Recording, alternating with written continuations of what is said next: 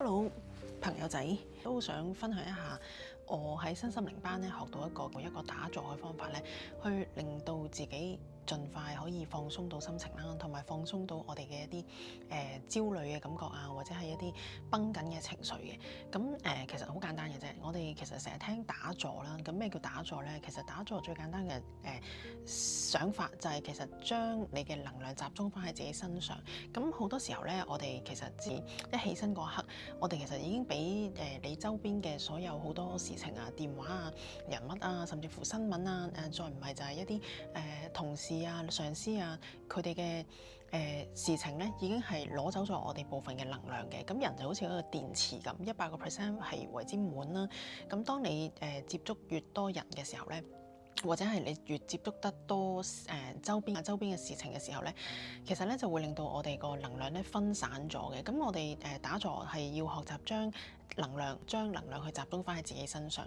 咁其實做法就好簡單嘅啫。咁我哋只需要你揾一個舒適嘅坐姿啦，即係好似我而家咁樣啦。咁我就有嘢挨住啦，挨住條腰啦。咁我頭我就盡量唔挨嘅，因為你一挨住個頭咧，其實你就會好容易瞓着。除非你真係想瞓啦嚇，你想瞓咧你就挨住個頭。如果唔係 intention 想瞓嘅時候咧，咁你就可以好似我咁樣坐得舒舒服服挨住。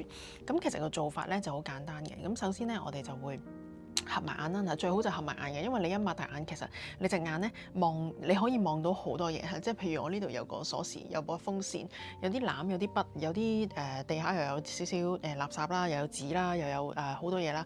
咁最好我哋就眯埋眼嘅，眯埋眼咧就會將你嘅注意力咧就集中翻喺自己度嘅。咁我哋點做咧？其實做咧，其實咧你首先就眯埋眼啦。咁啊好簡單嘅咋，眯埋眼之後咧，咁你就要喺你個腦海入邊，你要幻想自己嘅頭頂。嗱，咁咪喺度諗自己嘅頭頂咯。咁啊，你望一望自己嘅頭頂啦。我頭頂係拱起啊，會唔會有頭髮飛起啊？頭髮順唔順滑啊？分左邊界定右邊界啊？咁你知自己個狀態噶嘛？係咪？咁你就要喺個腦海度 run 一次先。好啦，望到個頭頂啦。咁然之後咧，我哋就會落到去個額頭。想像一下自己嘅額頭係咩樣啦，有冇癦啊？會唔會最近生咗粒暗瘡啊？咁啊，望一望自己個額頭。望完一個圈之後，咁我哋就落到去眉心位置，跟住再望下自己條眉。望完一個圈之後咧，就去到眼睛。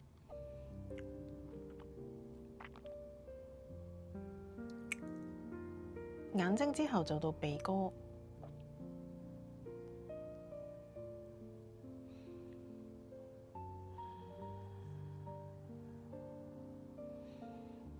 鼻哥之後就去到我哋嘴巴，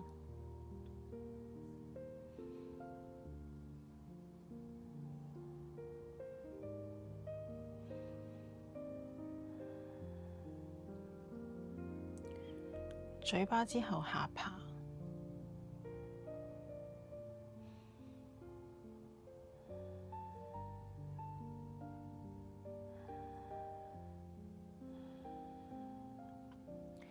下巴之後去到頸，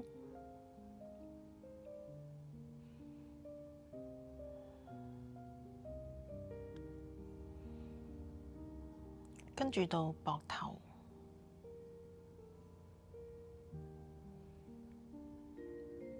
心口、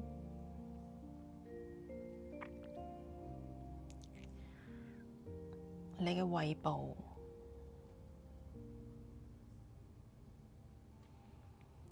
你嘅肚臍、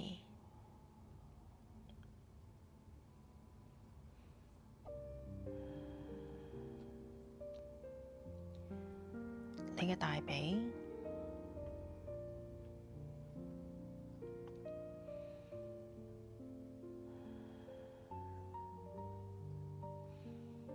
你嘅膝頭、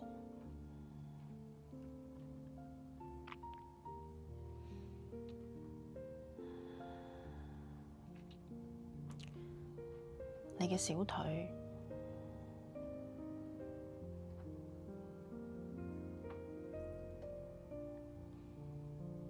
你嘅腳尖、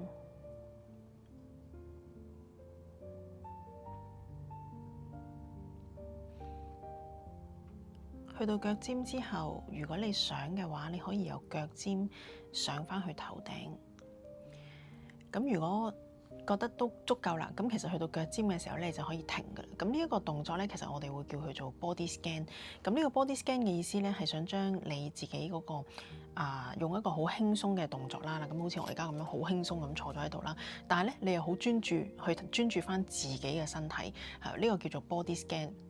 亦都有人嗌佢做打坐嘅。咁而呢個動作就真係好似我頭先所講啦，係因為我哋人每一日嘅 focus 咧，好多時候去咗別嘅地方，即係喺唔同嘅地方嗰度啦。咁好多時候我哋嘅能量咧就係咁樣去流失咗出去嘅。咁變咗我哋如果每一日你可以做到呢個 body scan 做1至2次，可能起身一次啦，跟住瞓覺之前一次咧，咁其實會令到你自己嘅能量集中翻喺你自己身上。咁你無論係做任何事情咧，都會起勁啲嘅。咁同埋你夜晚黑臨瞓之前做咧，你可以瞓喺度做嘅。夜晚黑臨瞓之前，咁你專注翻聽翻自己嘅呼吸，聽住自己嘅呼吸，一路做翻個 body scan 咧，會令到你夜晚黑瞓覺咧，你會容易啲入睡嘅。咁希望大家喜歡我今日嘅分享啦。呢個都係一個少少嘅自己我覺得幾有效嘅一個放鬆法嚟嘅。咁希望大家唔好諗咁多啦，今晚早啲瞓，做多啲 body scan，將能量集中翻喺自己身上。咁謝你哋。